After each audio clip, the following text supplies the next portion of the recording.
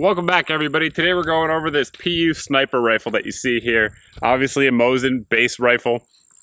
It's gigantic, it's heavy, and it's built like a tank, just like you'd expect from a Mosin. But these ones have a unique history. We're going to get into that a little bit more, what makes them different from the standard Mosin, as well as just what I think of it overall. We'll probably do an accuracy test as well, see what kind of accuracy you can get out of this little blaster here. But really, if you're a fan of Mosins and you collect Mosins, I highly recommend you get one of these suckers. But for now, we'll see if we can make that steel ring a little bit.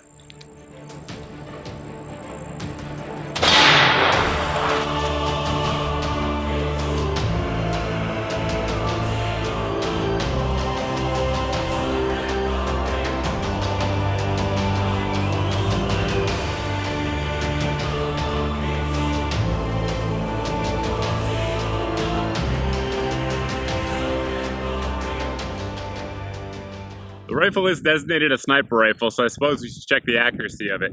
I debated what kind of ammo to use for this portion of the video, but I decided that since most folks are just going to use the surplus ammo, not the dedicated sniper ammo, or some of the more expensive stuff, or the brass case stuff out there, we're going to go with it. This is Bulgarian surplus ammo, the silver tip, and that's what we're going to use.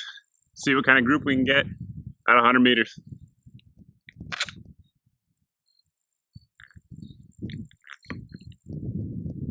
I'll do my best to not suck. No promises.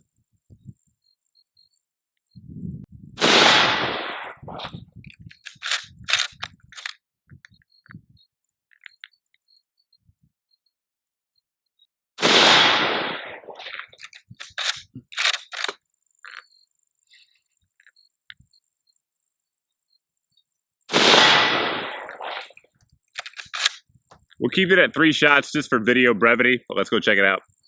Well, as you already saw, this is a ridiculously small group, so you can see there it's probably just about maybe 1.5 inches in diameter, which is impressive, surprisingly impressive. So what I'm going to do is I'm actually going to go reshoot this group, because a 3-shot group may not be a big enough data point to see what this rifle is actually shooting. It may just be a fluke. So I'm going to shoot it again.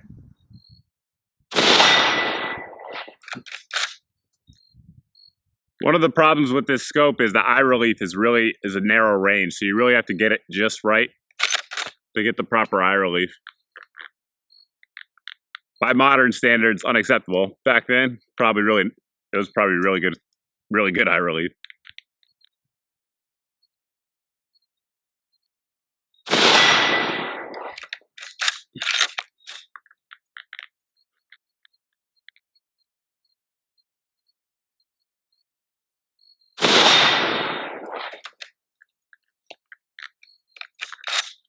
Let's go check it out.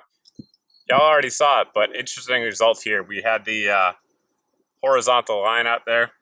It's about 2.5 inches in width, so at the maximum width. So that's kind of what I expected. Because keep in mind, guys, these the Russians designed specific ammo, sniper ammo, to be used with this. That's not what we're using at all. And obviously, if you had brass case stuff, we could tighten it up. And certainly, I believe that group will get a little smaller. But most folks out there are probably going to be shooting the cheap surplus stuff that I'm shooting. So that's what I wanted to test it with, and that group certainly is more in line with what I expected anyway. So I'd say that's probably something you could expect if you buy your standard sniper rifle and you take it out to the range. Most of the differences in the rifles designated as PU snipers and the 9130 rifle are going to be generally centered in this area right here on the rifle. So I suppose we'll focus the camera here for most of the review. So it is a 9130 base 9130 rifle, and before these rifles are chosen to have all the modifications added to them, they're pulled off the line. These were both made at the Tula and Izzy plants over in Russia. So you'll see different markings here. I believe this one is an Izzy, and it is. So you'll see different markings coming from each plant, but they're pulled off the line during production and measured, as well as actually tested for accuracy. So they check the bore for certain specs. They actually fire them to see that they are accurate rifles. And then the ones that meet those specifications that the Russians outlined, they're actually pulled off the line and sent over to become what you see here, which is the PU snipers. Now, the quick back history on this, and honestly, guys, there's pages and pages and pages of stuff that you you can read through out there on the internet. Really knowledgeable folks, much more so than I am. But the early development of the rifle basically came out of Russia's military doctrine. In the early 19th century, the Russians took the art of sniping, if you will, very, very seriously, much more seriously than a lot of other nations around the world, to include the United States, a country that had a lot of good products for the time was Germany, and they actually worked with Germany and the Zeiss company to develop the optics for this actual rifle here. Early models were basically just straight copies of Zeiss optics. You can see those here. Rolling a picture of how they used to be mounted. I believe in 1942 they went over to this mounting configuration here, which is the PU Sniper, as we designate it here in the United States. So you can see it's got the side mount here and the 3.5 power scope. This scope here was originally designed for the SVT-40, which the Russians had a lot of hopes for to become a semi-automatic sniper replacement for this actual rifle here. However, it was fielded and was used during World War II. However, it really never gained mainstream acceptance. And the PU snipers were used long after World War II. And in fact, a lot of folks even preferred them to the more advanced SVT-40s. Now, some things about the scope here. First off, a real PU sniper rifle will come zeroed from the factory. These were actually mounted on, and the gross windage and elevation adjustments are made with these screws right here, one on the top and one on the side of the bracket. Once those were made, the post and the reticle of the scope should be centered, and you can make minor adjustments with both your elevation here and your windage here.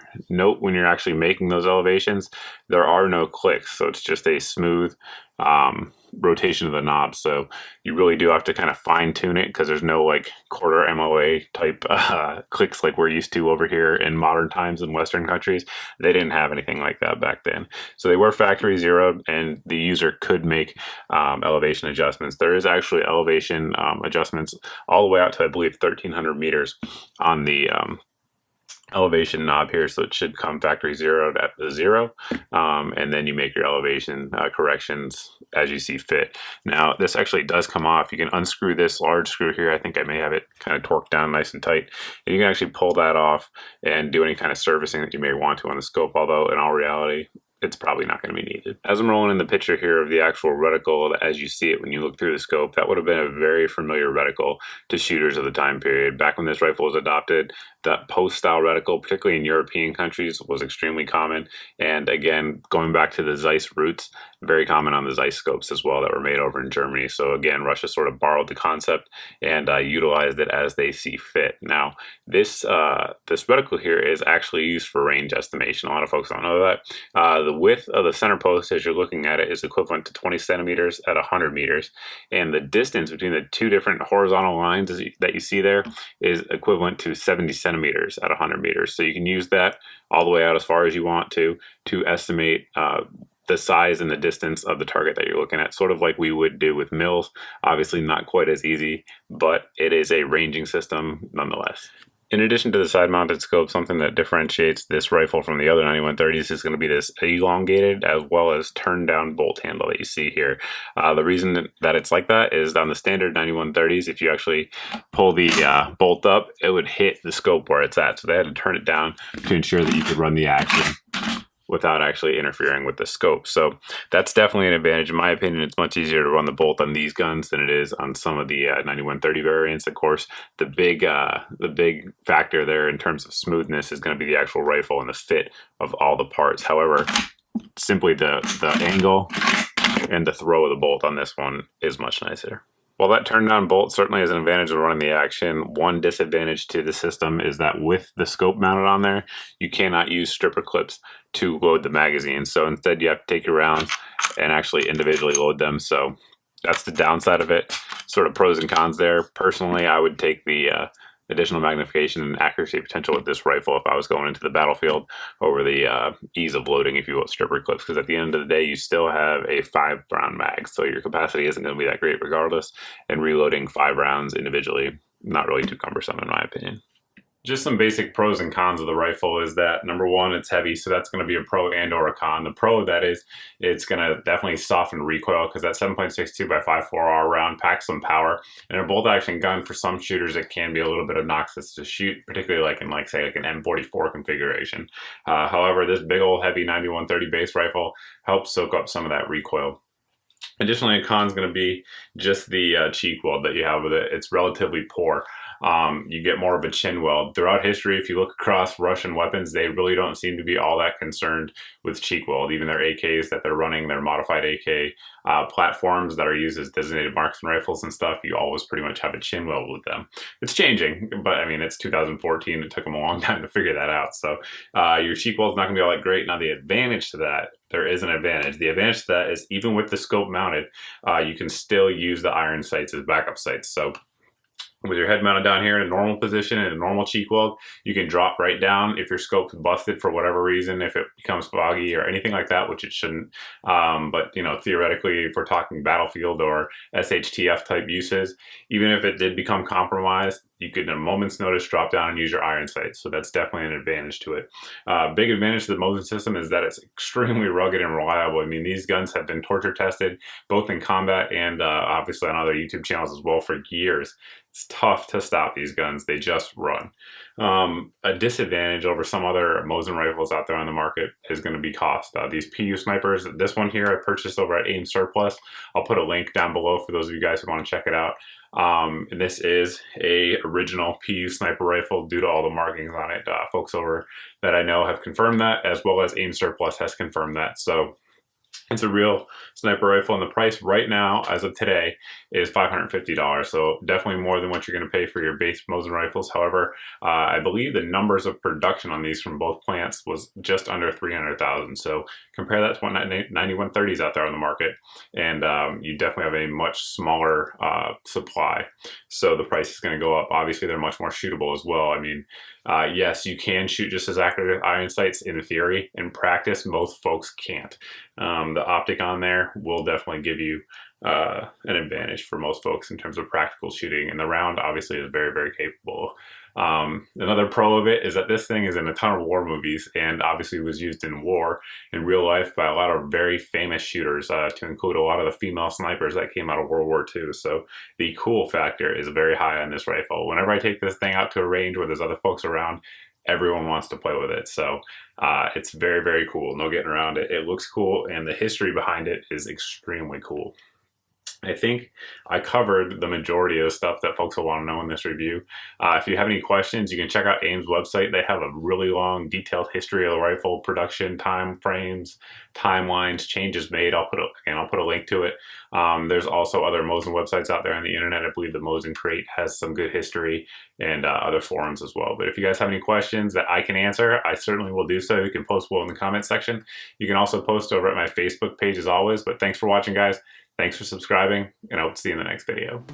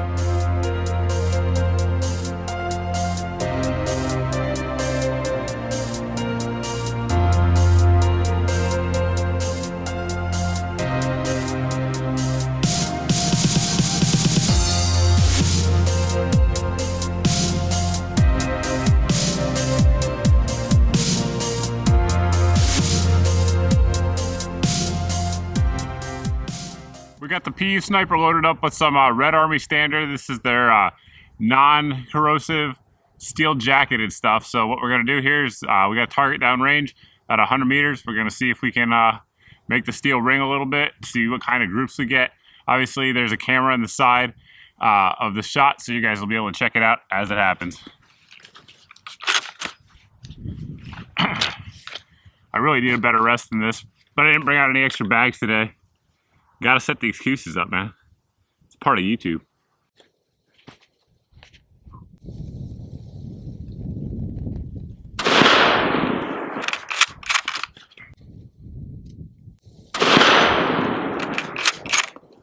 Obviously, if I wanted maximum accuracy, I'd slow down a little, but that's just boring in videos.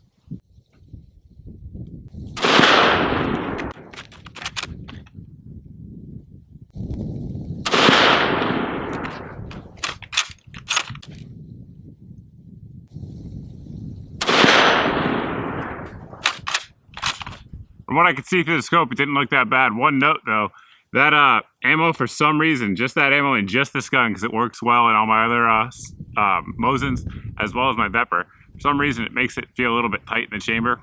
No idea why. Every gun's different. Obviously, this one may have a tighter chamber than others, being a sniper version. But from what I can see through the scope anyway, that group looks pretty decent.